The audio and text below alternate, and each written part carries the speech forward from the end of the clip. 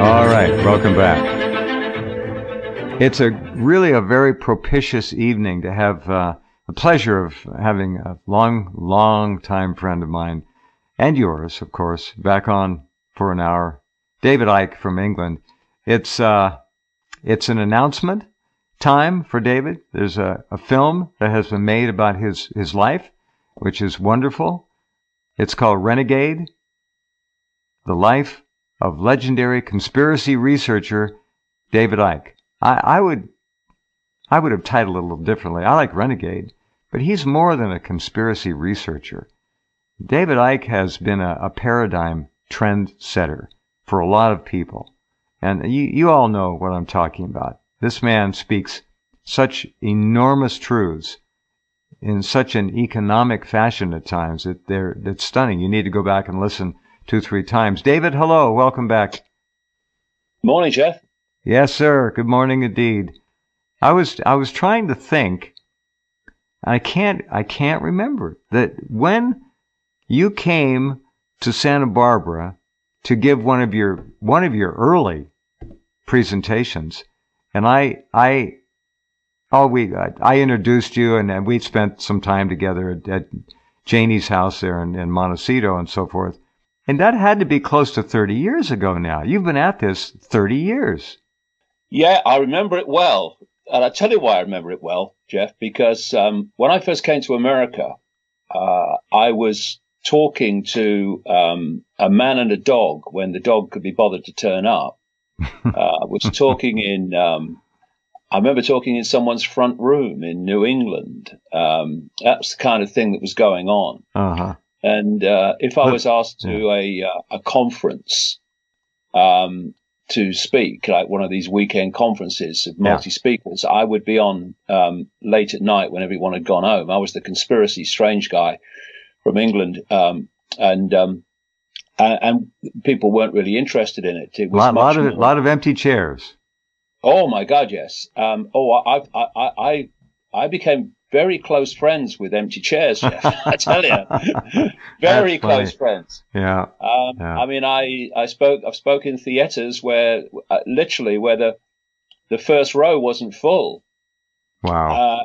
But why I remember that night when I first met you, when you introduced me in Santa Barbara, is because the place was packed. It was packed. It was kind of a new experience for me. And in that 3 months that I went around America for the first time talking, it was that event, and it was one in Vancouver, Canada, which 250 people turned up, that kept me going, because there was no evidence before me apart from those two events that there was any interest in this whatsoever. But it's like everything, you know, if you keep going and you believe in what you're doing and you don't give up, then if what you say has validity, then things will start to happen. And what happened on that first trip is that the seeds were sown, really. And when I came back, there was a few more. And when I came back, there was a few more, and eventually a lot more. And this is what you have to do, you know. We're taking on a system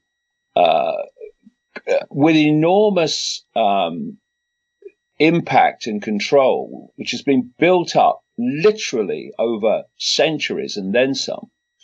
And so when you first meet resistance, you don't walk away if you care about what you're doing. This is one of the things. See, you've been on this journey, this same period as I have, and you are still here tonight talking to me.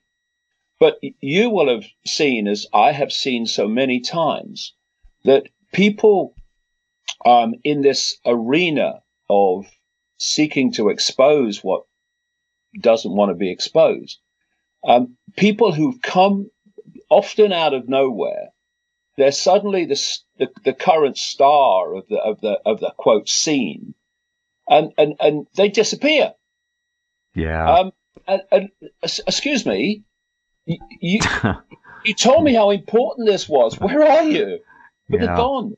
Yeah. You know, and really, you will be the same as me when you look back over this long period of decades.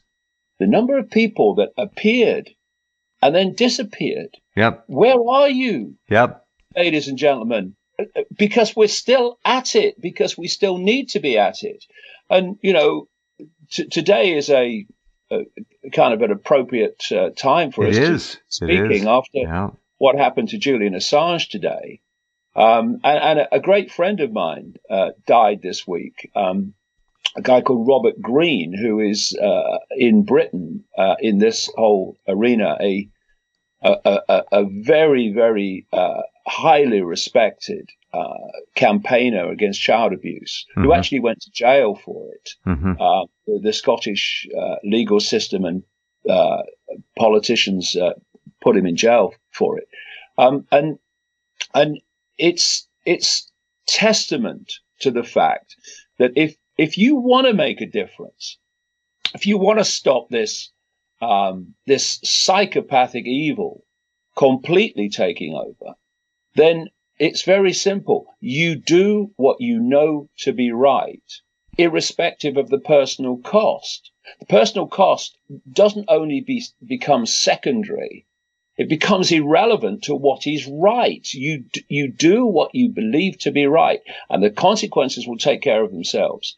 And it's those people that make a difference, not the people that come and get the spotlight and then disappear. Because the fact they've disappeared means they weren't genuine. They weren't real in the first place. I've always warned people, please, when someone appears as if out of nowhere overnight, mark them down and watch them closely. Don't trust them. It just, things don't happen like that. These people it's created opposition. They're moles. They're penetrating our space with their people. They're frauds, and there are lots of them out there. And they do, exactly as you say. They appear overnight, and then they vanish. They're gone 6 months or a year later. Some hang around longer, but they come and they go. Yeah, and you also have people that see an opportunity to become known, to become the center of attention. Called ego. You got it. Yeah, that's another... Narcissism, ego, Donald Trumpism, Yeah, that's another way or reason that these people come and then eventually disappear. Oh, that's why there are over 500,000 at least radio talk shows now, because the people hosting them want to be a celebrity. Simple. Yeah, and the thing is that when they disappear, like I say, they are showing that they were not genuine to start with. Right. And it's those that keep going and keep going, no matter what the challenges, no matter what the abuse, no matter what the ridicule, that are genuinely doing something they believe to be right. And you can see them by longevity. And you are absolutely right in the sense that you don't come out of nowhere.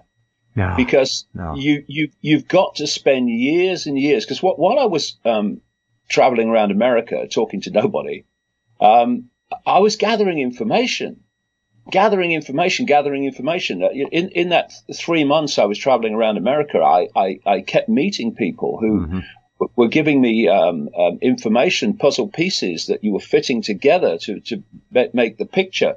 And this is what it is. It's a period that never ends of constantly compiling more and more information and more insight. And that means you don't come out of nowhere. It's a very long journey.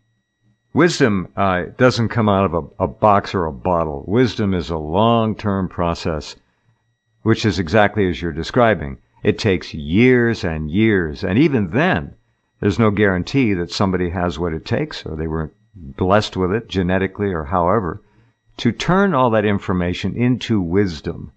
They don't necessarily all have it.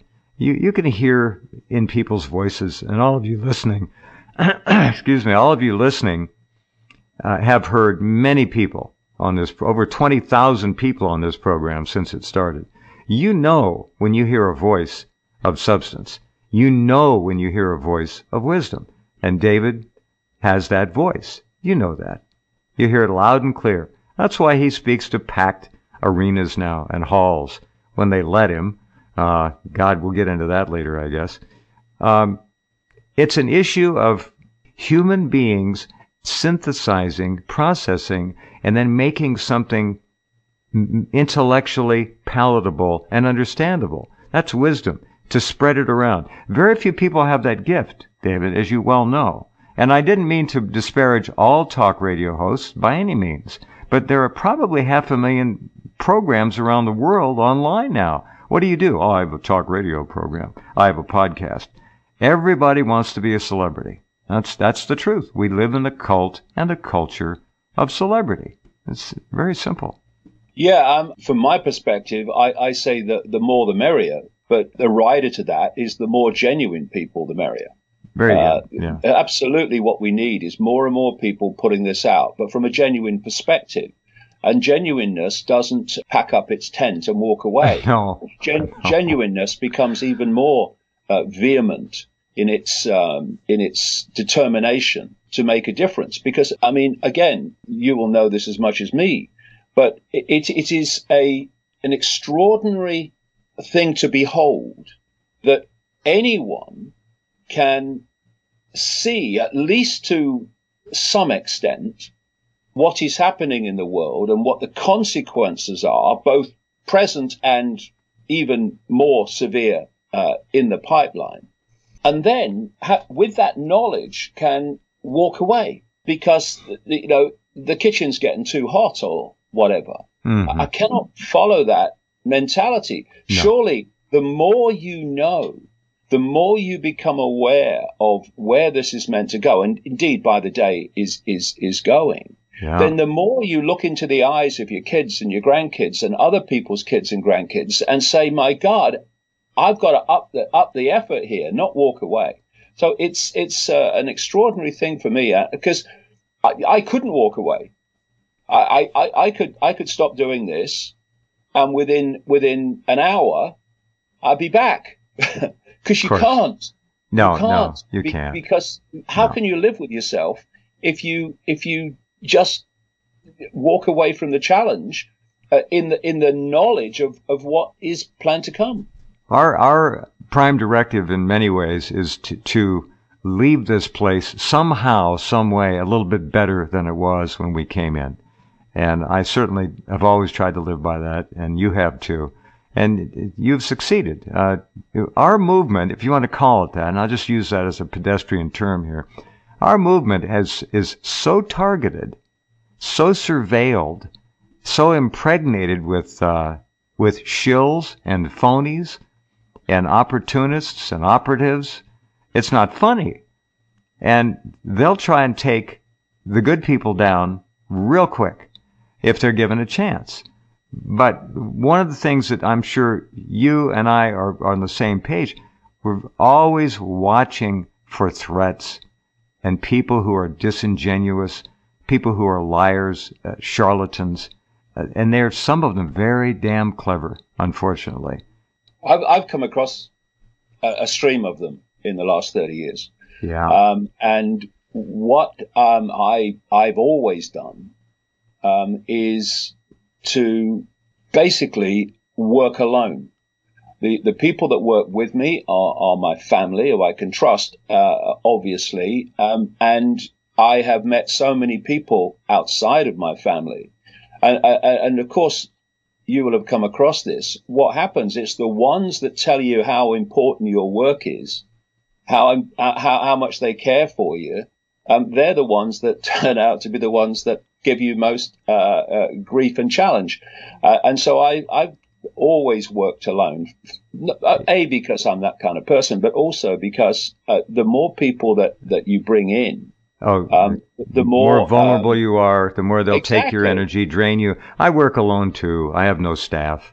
I don't want a staff. It's awfully difficult. We both work 12, 14 hours many days.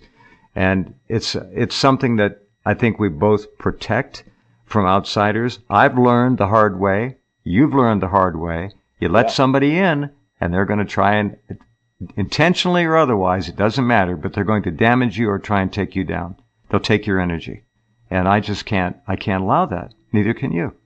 So, especially now, because more than any time in this whole 30 years, backbone and fortitude are required in unlimited amounts. Yeah. Because we've reached the point now, because of the way this has gone, where the alternative media, the genuine alternative media, like you said earlier, is being targeted like never before. And it's a real simple equation. The whole foundation of the conspiracy is to hijack, control, and dictate human perception. Because you can't control 7.7 billion people by physical means. Well, they want to do that via AI, but I mean, at the moment, they still can't. Right. So you have to do it by taking control of their perceptions, which lead to their behavior. Behavior come from perceptions. Reactions to everything come from perceptions. And perceptions come from information received. And the idea, this is the outcome that they want in this beyond dystopian world that has been so long planned, is to create a situation where no one ever hears any information of any kind in the public arena and eventually anywhere that the system doesn't want people to see and hear. That's the outcome. And I have this phrase, know the outcome and you'll see the journey. If you know the outcome, then apparently random events, which they appear to be if you don't know the outcome, where it's meant to go, those random events suddenly become very clear stepping stones to the outcome.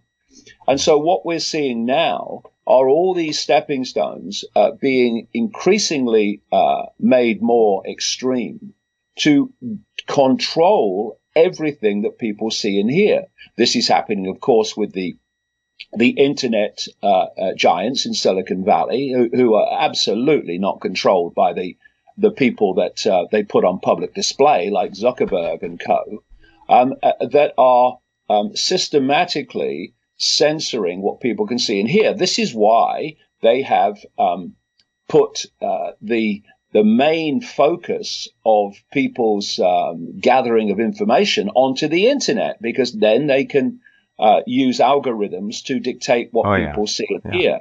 And this is what we've seen with Assange today. I'm not 100% supportive of everything Assange and WikiLeaks have done. Absolutely not. But I am supportive of, like, for instance, putting out stuff that's not redacted to protect people. But the stuff they put out in terms of the Afghanistan war, the Iraqi war, Hillary Clinton, was absolutely information that we had to see to get a better grasp on what this is really all about and why events have happened compared with why we were told they happened, etc. And so making an example of him, it says to everyone else, this is what happens if you take us on. And this is why this backbone, this fortitude is necessary, to look that in the eye and wait for it to blink. That's what we need to do. And so we're seeing now this war on any information that exposes what is really happening. And this is where you need the genuine people to stand up and be counted. And a lot of them will fold, because a lot of them will say, hold on a minute, what are the consequences of this for me? That's the death knell. That's the end. Once you ask that question, what are the consequences for me? It's over, because you are now opening yourself to censor yourself, which is the most insidious type of censorship. Self-doubt, on the basis absolutely. of personal cost. Yeah. That is the end. Once you cross that line, well, thanks for all you've done, but I'll see you later. Yeah. You know, one of the most brilliant things I've ever seen in my life was your early on presentation of problem, reaction, solution, helping people understand how they're so easily manipulated and controlled. And that was really before the internet. It was around, but it was in its early stage. And when you look back on problem, reaction, solution, and compare it with the insidious nature of 24/7 mind control, mind manipulation, social engineering, voice-to-skull technology, false memory syndrome, implanted, anything, 5G coming along now. The entire internet created by the dark side, if you will, to keep it simple. Yeah. And we have to play by their rules because it's a private enterprise. Brilliant, absolutely brilliant the way they've set it up. Problem, reaction, solution. They're so far beyond that now, it's absurd. But that was absolutely stunning to hear presented. I used to watch the audiences sometimes when I get a chance to watch, and they were just stunned. They finally figured it out, how they were being controlled. And that was one of the biggest door openings I've ever seen. And you did that. And that's one of the reasons they've made a movie about you called Renegade. So tell us a little bit about the film, David. Well, it came out of nowhere. I didn't go around saying, I want to make a movie. I've learned over 30 years.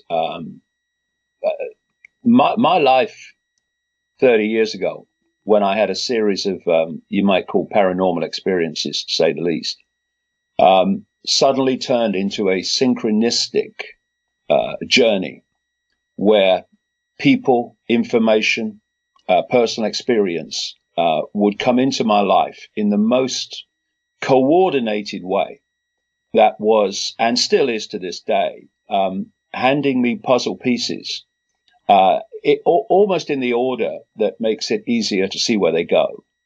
And it's like doing a jigsaw puzzle. Whenever I've done a jigsaw puzzle, I've done one for a long time, I like to get the frame done first. I like all the bits with straight sides, and so the frame is there.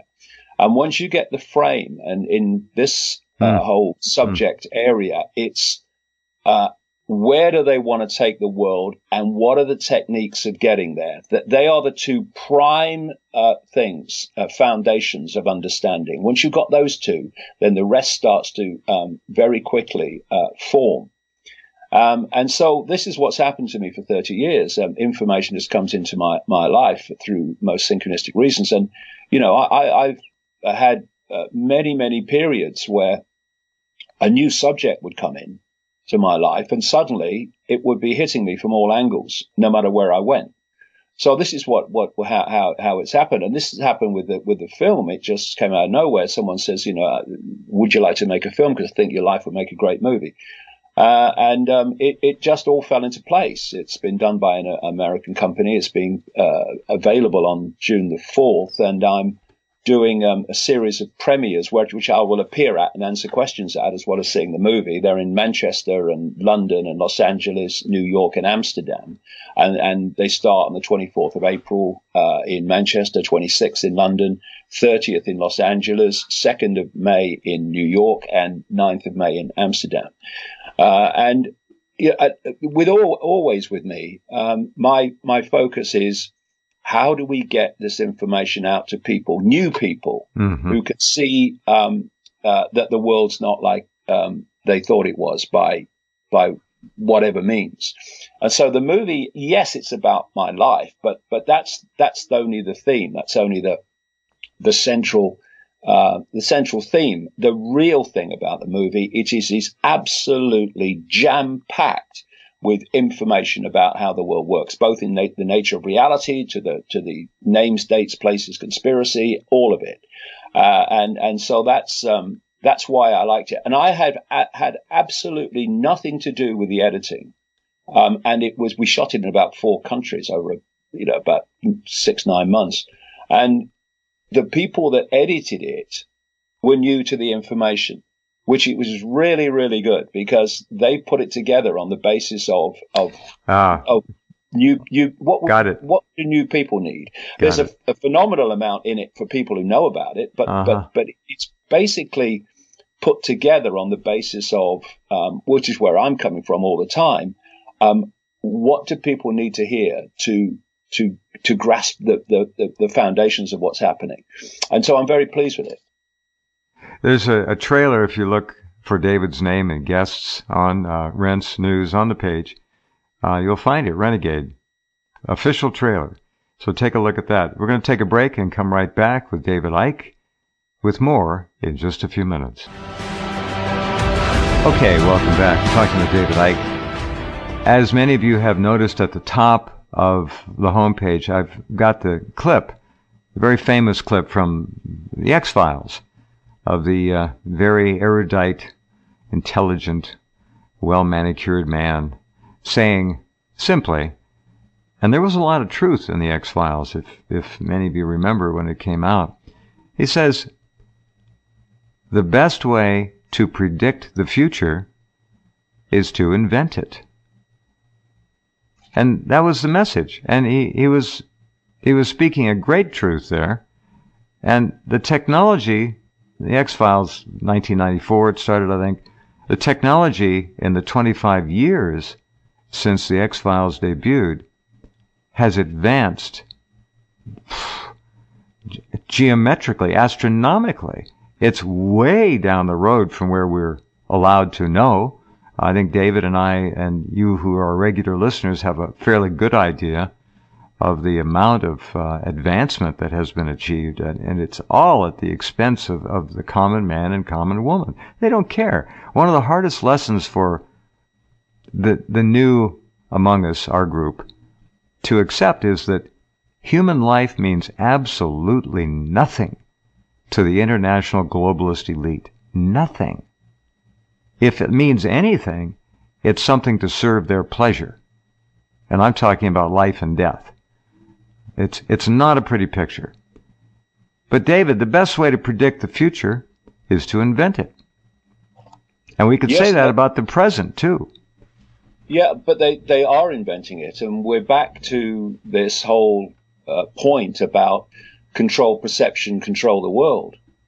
Yeah. That's what it's all about, controlling human perception. Now, up to this point, and still up to this point, but not for much longer is the plan, the way of controlling perception is to control information received, which leads to perception. People form their perceptions, like I said, from information received.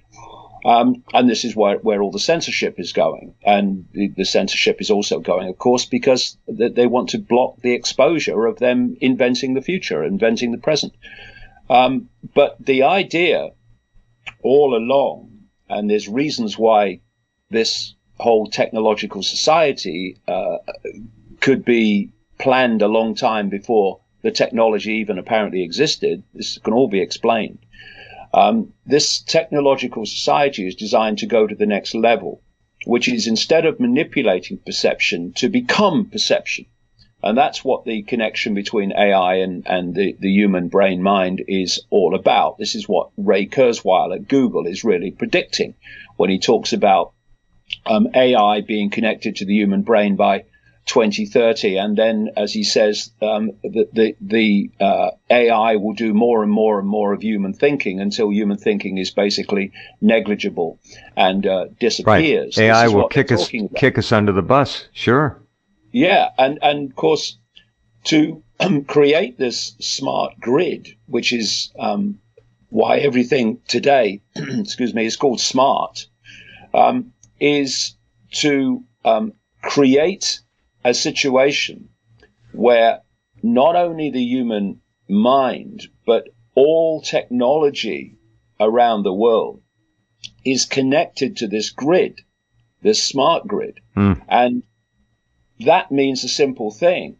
Whoever controls the smart grid, and it's designed to be a very few people, they will dictate everything. They'll dictate what you think and what you feel or don't feel.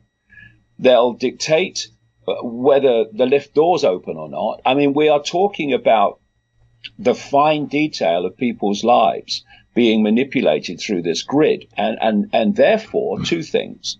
First of all, what Kurzweil's talking about is the human brain being connected to what he calls the cloud. What he means by the cloud is the smart grid. And for that to happen, you need the cloud connectivity everywhere.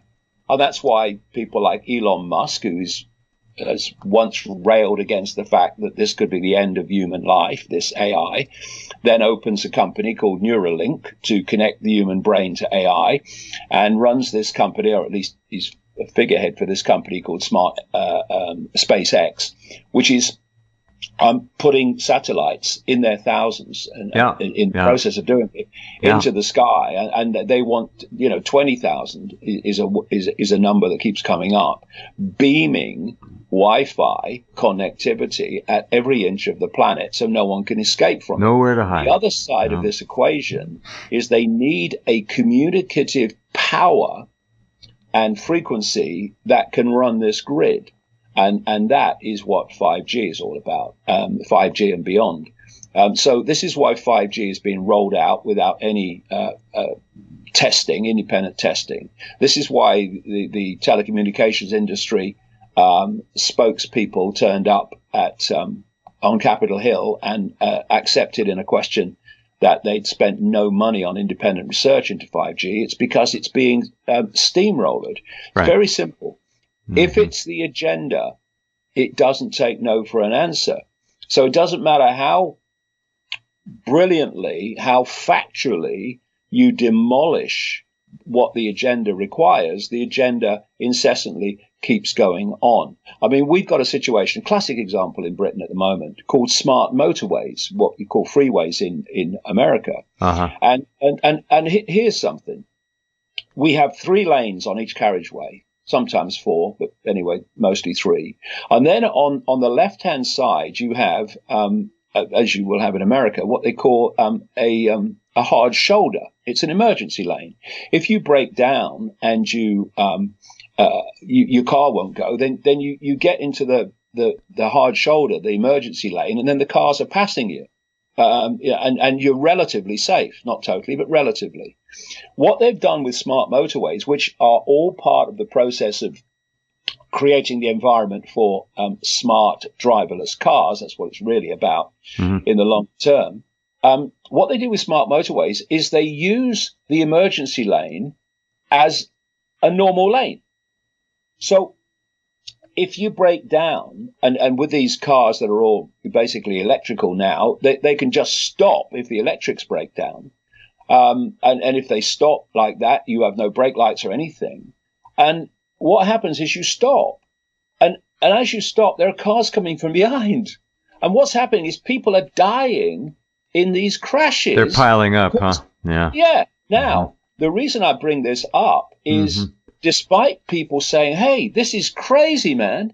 These people are dying. Look, this is crazy. It's always going to happen. Look at it. They've now announced that another something like 800 miles of motorway is going to be turned into smart motorway. And this is what I mean, that the agenda doesn't take no for an answer. No. Well said. Does not take no for an answer. Here's another agenda that is headed our way. Apparently they've rolled it out in China significantly, if not fully. The Chinese social credit system.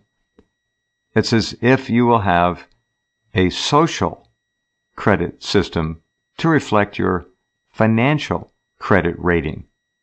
Everything you do, apparently, at least if they get their way, and they will, because the agenda doesn't take no for an answer, will be factored into your social credit standing, your score. That's Big Brother times 10. That's it. That's coming to America, apparently, from everything I read. Well, go ahead. It's coming because of what China is. See, people see borders, and they see regimes, and they see different types of regimes. But actually, if you get into the core of the core, they all attach to this global web of manipulation. Sure. Yeah. So the Chinese leadership will be attached to this web as much as the neocons in the United States that control Trump. In fact, Israel controls Trump. It's anything more blatant I've never seen. No. Now, but the difference with China is this. It's about image and it's about possibility. if you look into the West, it has an image, part of the whole process of perception manipulation, of being a free society. I know it's hilarious, but that's what they say. A free society. Now, because they're claiming it's a free society, they have to do things, although increasingly they're becoming more and more blatant. They have to do things in a way that doesn't appear to be so in your face, or like I say, it's becoming like that. In China, they don't have that problem. China's a dictatorship, and therefore they can bring in China just by diktat whatever they want. Right. And so I've been saying to this, Jeff, to people for years, if you want to know what's coming in the West, look at China, because China is ahead of the game because it can be. Because it has the ability to impose without any no regulations, no oversight, nothing. Got it. None. Yeah. So it's a laboratory. You know, I've been saying for years that the United States is a laboratory. The United States is a Western laboratory, and China is, if you like, an Eastern laboratory for this reason. And they're very different because they have different levels of power, if you like, of imposing their will. Uh-huh. So in China, the laboratory is we do what we like. So now they've got this credit system, this social credit system, which has so far, as I was reading the other day, stopped something like 17.5 million Chinese actually traveling on trains and aircraft. Because if you behave in ways that the system doesn't like, then you're given negative credits, and that eventually means that you have consequences like you're not allowed to buy a train ticket, or you're not allowed to buy an air ticket. This is what is happening. I mean, it's phenomenal numbers of people already. Because it's China, we don't always hear about it. Right. So that's the Chinese laboratory. The American laboratory is much more subtle. Well, it is if you're not looking for it. Whereby it's all psychological. What works and doesn't work in terms of getting the people to accept our will and what we want happening. And then once it's worked in America, this is fast food, this is fast news where there's no substance, this is all these things. They then export it to the rest of the world because they've found that it works. And what people say then, oh, the American culture's everywhere. No. It's not the American culture. It's that which has worked in the psychological laboratory to impose a society and behavior upon the population. It's worked, okay, so now we want this everywhere. And so you see the so-called Americanization of the world, but it's not. It's the cabalization of the world based on America, what's worked in America. So these are the things that are going on all the time, and it eventually it's like the progressive, fascistic progressive, what I call the Soros progressives. That came out of the West Coast into greater America, and now it's big time in Britain and other countries. And of course, it's that mentality that's driving political correctness, that's driving censorship, where you have this extraordinary alliance for people of my age who saw another version of the left going further back that actually went on marches demanding freedom of speech. Yeah. Now, the hijacked Soros left, the progressive left that's actually not, is protesting against people having freedom of speech. And thus you have this extraordinary alliance now between the so-called left and giant corporations in Silicon Valley who are censoring. Whereas before, the what was called the left then in the 60s, etc. Right, John Kennedy was a Democrat, remember? Yeah. Right. They would have stood up, you bet, screaming at the Facebooks and the Googles and the Twitters and the Amazons for all their censorship. But instead, they're in alliance. And this is, again, what has happened, not least thanks to Soros' money, is that there has been a psychological transformation of what is called the left. So it's no longer what it was before, and it's because this is why you look at their behavior while they're screaming about semantic insanity. Yeah, yes, exactly. It's because that this psychological transformation has taken place where they actually believe they are social justice warriors while acting in a fascistic way at the same time hurling Nazi and fascist at everybody else. Yep. One more word about this Chinese social credit system that's coming here. They call it, what do they call it? It's called a social reputation. That's the formal name of it. National Reputation System. There it is. National Reputation System. Now, this is going to be used, as you heard David just say, as enforcement by literally limiting your freedom to move around in your culture and your society. No plane ticket, no train ticket, sorry, no petrol this week, no fuel, you don't go anywhere.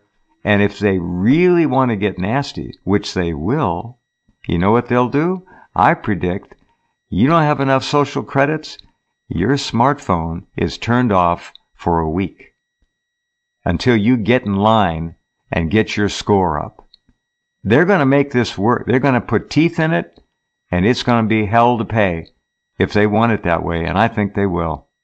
This is the way it's going. I mean, I don't know whether you saw this week, the British government announced that they're going to, or they intend to appoint a kind of overseer of the internet to decide what can be seen and what can't be seen. Yeah. I mean, I mean, the thing is, if China announced that, or Russia, people would be up in arms. The media would be up in arms. Look, you know, this is totalitarianism. But if you do it from the right angle, it's all psychological. It's all a mind game. Mm-hmm. This is why the parties with the reputation of being about freedom and against big government are the ones that introduce it quicker than the others do, because the image is, you know, we're against big government, so they can create big government behind that smokescreen of we're against it, whereas another party might have a reputation of being for big government. And when they announce a big government policy, people say, see, told you, they're big government they are. So it's again a mind game. You say one thing and you do another. This is how it works. And this is why we've got to be streetwise. And this is a very, very important point. Stop judging what the truth and validity of what people say by who says it. Because if you do that and you say, I'm not accepting anything this person says because it's them, or I'm accepting everything this person says because it's them, then you've given your mind away. You're out of the game. All the You're time. gone. You know, I look at Fox News, and most of Fox News is appalling. But there are one or two things I see on it, often delivered by Tucker Carlson, that I say, yeah, that's actually absolutely on the money. Yep. And I'll look at CNN and MSNBC, which are appalling. But every now and again, you'll see something and say, yeah, that I can go with that. So it's about judging the information for its validity and not dismissing or judging information by who says it. Hey, amen. Exactly right. I want to tip my hat to Tucker as well. He's on a leash, but he is always at the end of it. He goes as far as he can, and we lose him. I think he's the only light there in the darkness, essentially. Just about. He's the only anything like proper journalist. Correct. In American television, probably most of the media, and you can see when the leash is pulling, because he'll say something, but he won't actually say it, but you can see in the implication what he's really saying. Oh, yeah. But most of the time, within that leash, he is doing a phenomenal job of highlighting what is basic intelligence. See, the progressive mentality has taken us into Orwell's 2 and 2 equals 5. Yeah. You now lose your job sometimes if you say it equals 4, you can't say that men and women are biologically different. 2 and 2 equals 4. You have to agree that it's 5 and that they're not. This is why people like me and you and won't refuse to do that. So the media have gone with 2 and 2 equals 5 and just repeat it. And here's someone saying, no, actually, I've looked again. I've got my calculator out. It equals 4, and that's a tremendous contribution to awareness that Tucker Carlson's involved in. Well, we're certainly in agreement on that. And if you're listening, Tucker, or any of your friends, keep it up. You've got an awful lot of people out here who respect what you're doing. Now, my friend, tell us again where these premieres are going to be for Renegade, the film about the life of David Icke. Where are we going to be first? Manchester? Okay, I'm going to be in Manchester in the north of England on the 24th of this month, 24th of April. London on the 26th of April. Then I'm coming to Los Angeles for the 30th of April. New York on the 2nd of May. And Amsterdam on the 9th of May. And details are on davidicke.com. Like I say, I'm going to be at all of them, and we'll be answering questions afterwards. Where will you be in L.A., David? I don't know. You know? Well, okay. I literally don't know because my son does it all. But that's another story, you see. Yeah. We now have to hold back venues and let people know at the last minute where the venue actually is. Oh, of course. Yeah. Because of the efforts to Understood. Have them banned, like I was banned from Australia. So this is the world we're in now, we have to deal with it and find a way around it. And this is the way that's worked so far. April 30th in Los Angeles for all of you here, and in New York on May the 2nd, and then back over to Amsterdam. David, thanks for getting up early as always, and have a wonderful tour. Oh yeah, you be well. Take care. Cheers, Jeff. Bye. Okay, good night. David Icke, and his film is called Renegade. You can see the trailer right under his name and guests. Hope you get a chance to see him on this tour. Back with you in 21 hours.